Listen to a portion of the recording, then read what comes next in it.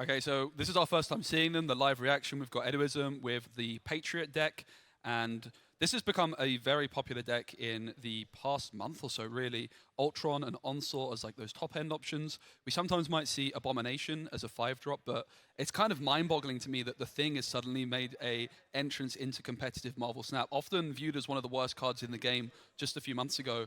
And the Super Scroll is like this spicy inclusion in Patriot decks. It's particularly powerful in the mirror, and also like some value against things like Iron Man, potentially Dinosaur as well. I actually like the idea from Eduism. What he's done is he's got a deck which is really bad against Sandman in Sarah, but then he's got a deck which is favored into Sandman, arguably, with the Patriot deck. And because you're just picking blind, it's almost like a bit of a coin toss, right, about who is going to get the prediction right. We didn't quite get the chance to talk too much about the other decks here, but as we can see, we have got a matchup of Patriot versus Patriot. No, this is exciting. I was glancing over at Zof's second deck list, and it is actually Cerebro. Oh, it's Cerebro! Of course. And let's go. Yeah, I can't wait to see this one play out. Eduism can copy the Cerebro and the Mystique here with the Super Scroll, but it doesn't do much for Patriot.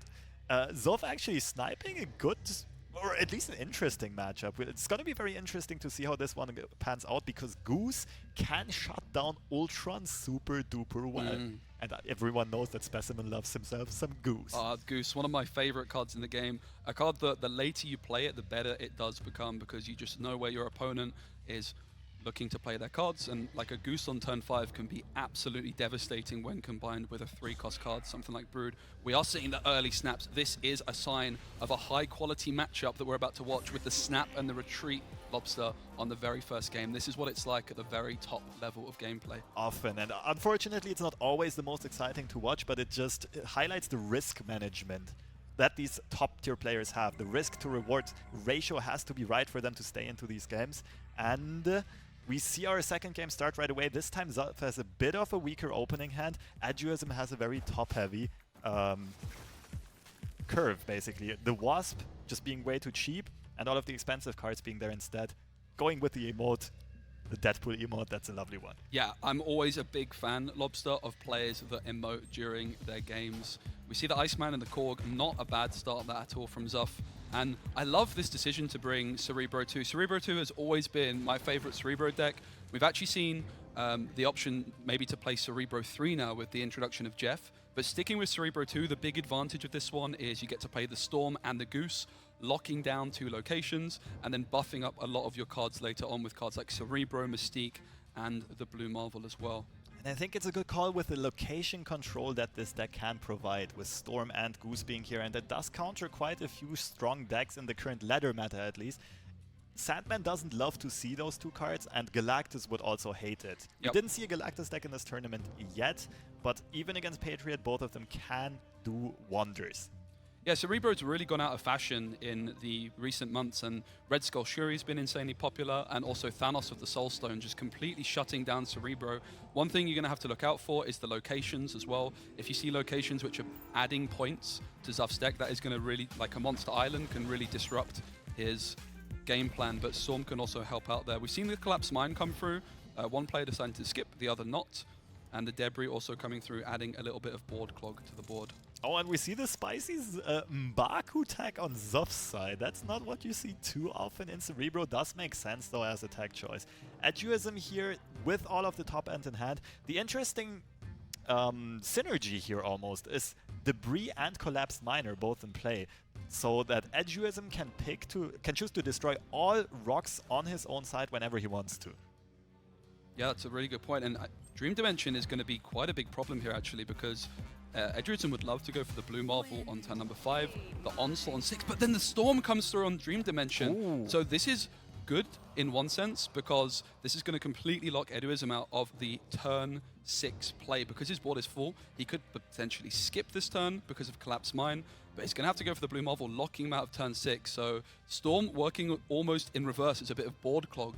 Absolutely. I think Eduism is contemplating here. This play is not locked in, being very aware that it would cost the turn 6. The snap comes through. I think this one was on Eduism's side, Yep. seeming very confident here. And I'm not quite sure if I can agree with this because of him being locked out of turn 6 and not having that huge of an advantage on the 2 side locations. Yeah, the Blue Marvel is, of course, an insane amount of stats, buffing up every card on the board by 1, not including itself. But, of course, if you really look at the Collapsed Mine, there's not that many points going to be there, only 4 points. The Flooded Lane doesn't have that many either, so the Mr. Fantastic is going to be, and the Cerebro, are ways of putting extra points into this flood location on turn 6.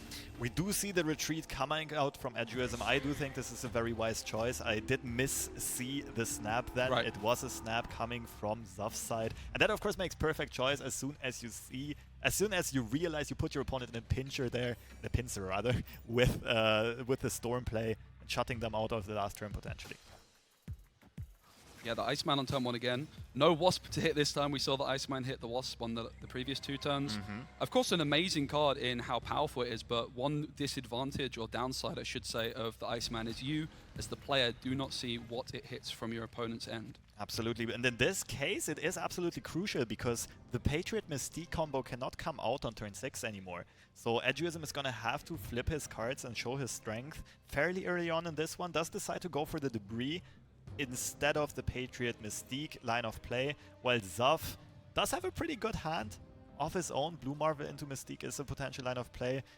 Very interesting Cerebro list though overall, with the Lockjaw tech in as well. Yeah, super spicy, and that makes the Mbaku a lot better as well, because Mbaku into Lockjaw on turn number 6 is going to give you basically a free card, and then the Mbaku is going to fly out. And of course with Blue Marvel, but moreover the Patriot Mystique, that can be a very big Mbaku. And we do see the change of mind for Eduism, using the rope, deciding in fact to change his mind and go for the Patriot, and then the Mystique on 4 most likely, which I definitely think seems like the optimal play, with the Iceman making things awkward. Storm locking down the flooded location. And interestingly enough, Zuf blitzed out a Lockjaw Korg combo here and not going for the Brood follow-up behind the Storm, probably thinking that the Brood would be an over-investment and just completely overkill the location, and rather saving that resource for later on. Might pay off very much down the line of this game in the later turns. We did see a snap come in, and both players contemplating and strategizing here. Eduism taking his time to plan out the next move. Yeah, Grand Central, the location that's still in play as well on turn 5, that's going to be quite impactful. But of course, Storm really changing up the way games of Marvel Snap feels. One of my favorite cards for that reason, just completely changing the dynamic of a game of Marvel Snap. Absolutely, and I do very much like the play by Eduism here, kind of saying, okay, the flooded location is a tricky one to win here anyway. I will invest Patriot and Mystique there so that they make my other 2 locations stronger, but then does follow up with a Wasp, somewhat trying to contest the flooded location nonetheless, and the Korg got transformed into a Mr. Sinister. So at this point, Zuf only has 8 power in the flooded location. It is still a bit close and sweaty, but Blue Marvel will put it to 12. Cerebro could give everything another 2 points. So this is deceptively strong. People do not realize how strong the right location currently is for Zuf. Yeah, Zuf going for the Blue Marvel on turn 5 here. This does mean as well, if Mystique is pulled by Grand Central, she will copy Blue Marvel herself. And of course, what he might have done in another situation is maybe try to hold this play until turn 6. A play like Cerebro or Blue Marvel on turn 6, adding big points into a flooded location and winning it by surprise can be huge. We see the Thing come down, as well as Misty Knight. 10 points and 6 points is not too shabby at all. The Grand Central RNG. Onslaught, but no targets for it. Super Skrull, though, could copy Blue Marvel and Mystique into the Onslaught location.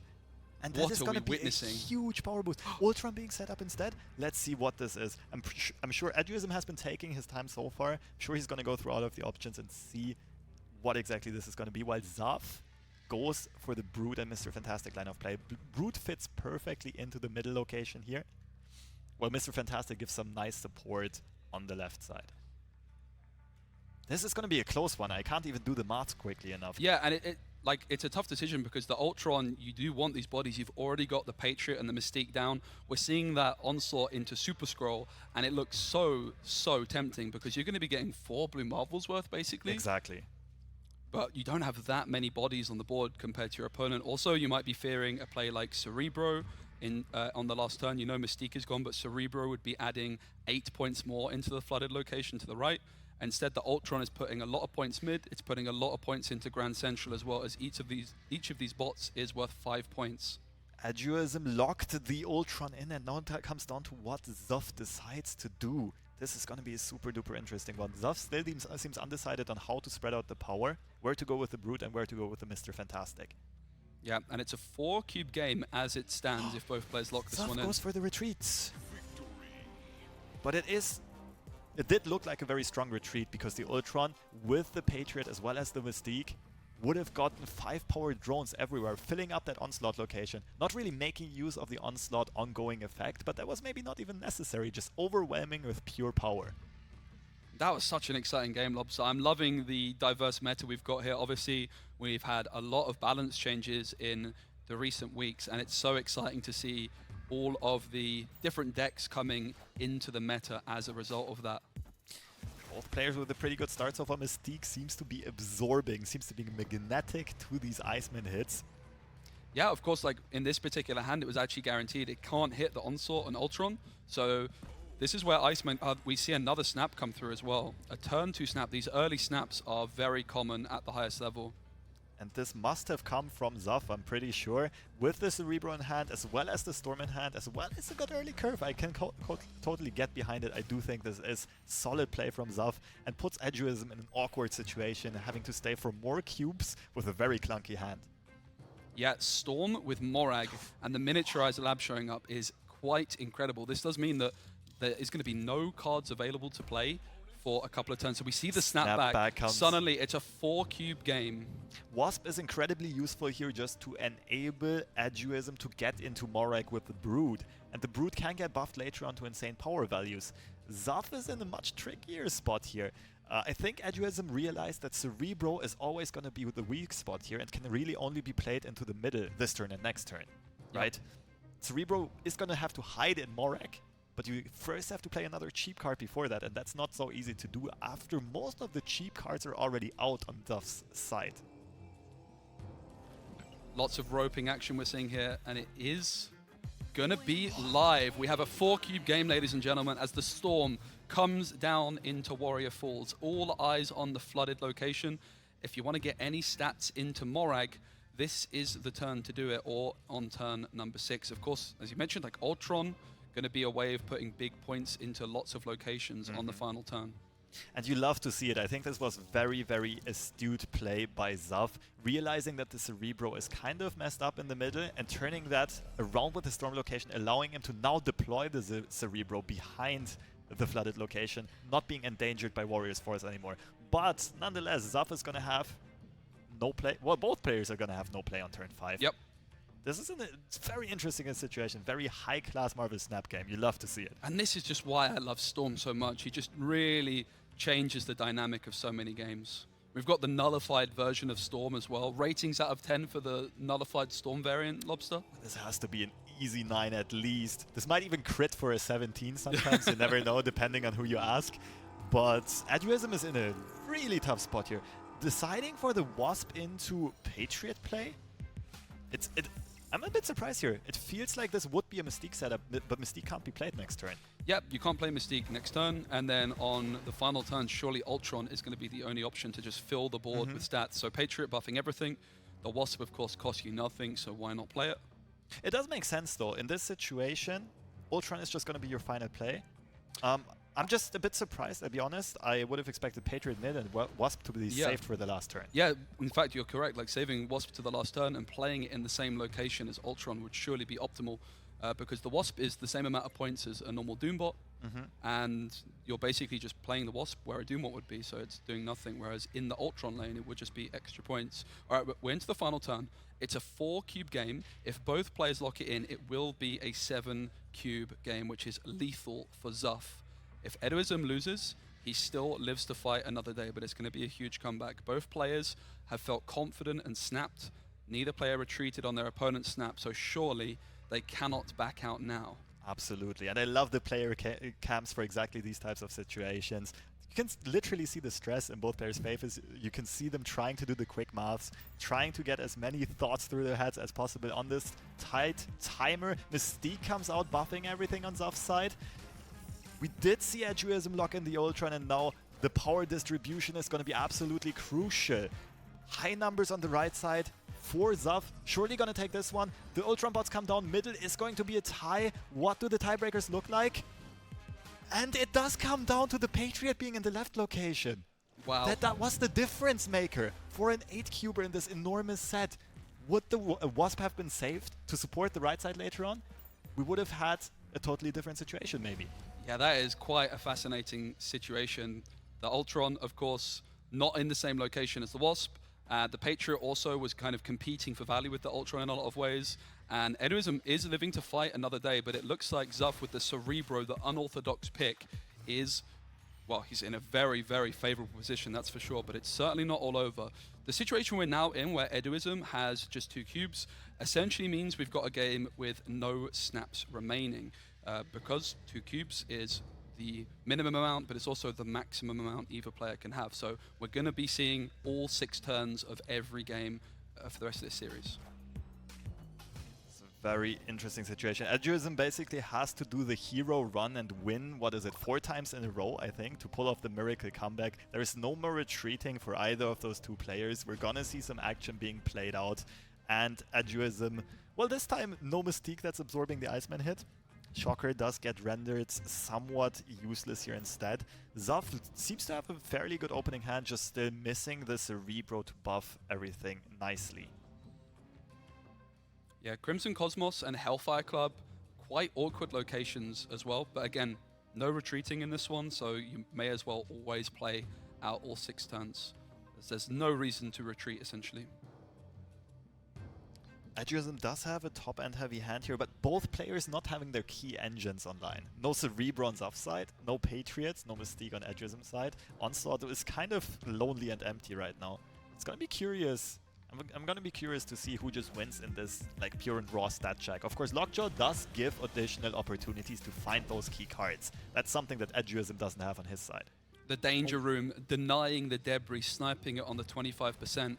Lockjaw has some very wacky interactions with Danger Room, because your card can die to Danger Room, but it will still get shuffled back into your deck and another card will be pulled. So if you can get that Lockjaw in Danger Room and surviving, you're feeling in a very strong position. So Xav just needs to win one of the next 4, looking to get it done the first time of asking. At the same time, Edoism just managed to pull out the Patriot from the top of the deck, which does, of course, enable the Onslaught, make him useful after all, and does have some big boys, let's say. The Thing, the Shocker, and the Tiny Wasp that can swoop in on turn 6 for 0 cost, also can flip the Crimson Cosmos around quite easily.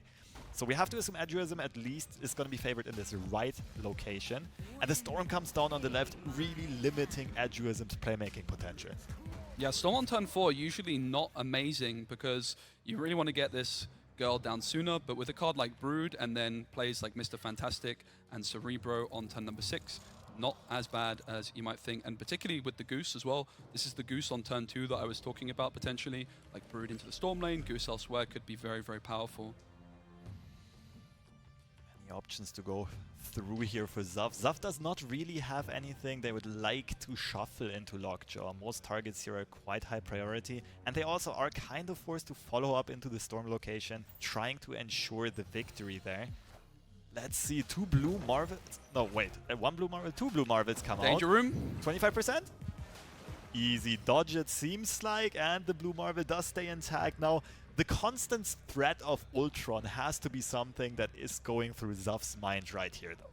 Yeah, and Crimson Cosmos is also having a big impact on this one as well, really limiting some of the options players have available. Of course, that Goose is basically already built in, like Crimson Cosmos is stopping you playing the Goose there, and then with the Lockjaw, you can't play Goose there either. So Goose wasn't an option there on turn 5. The Lockjaw RNG could be pretty huge. Mbaku is already down on the board, so we're not going to be seeing Mbaku flying out, unfortunately.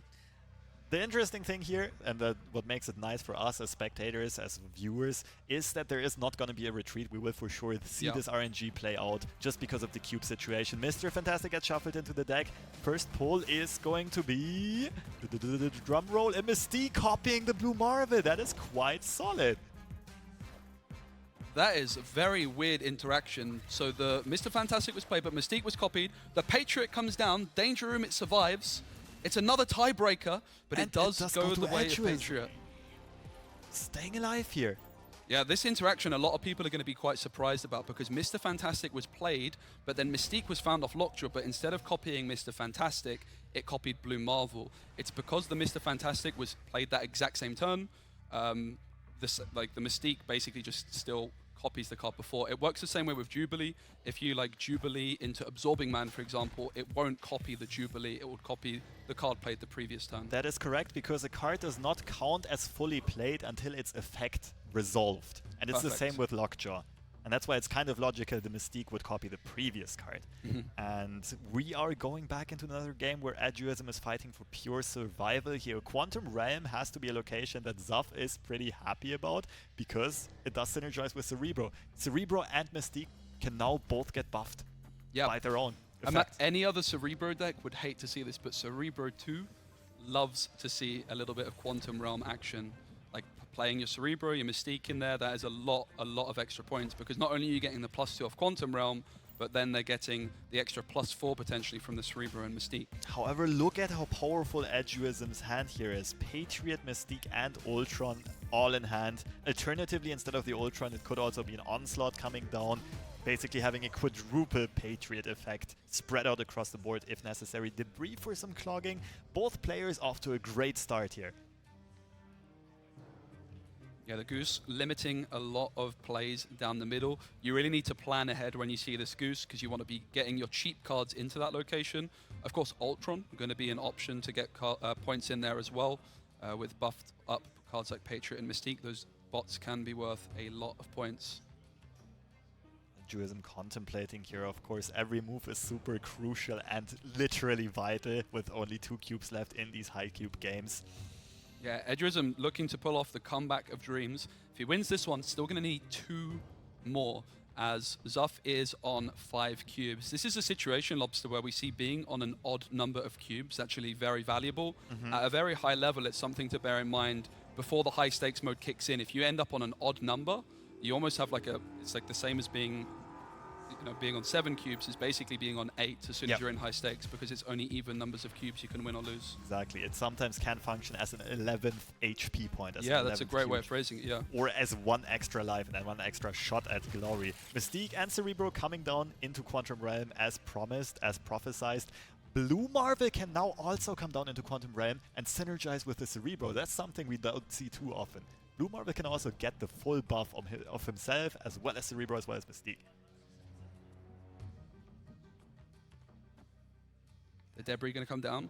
Debris on turn 5, a really nice way of trying to lock your opponent out of a location.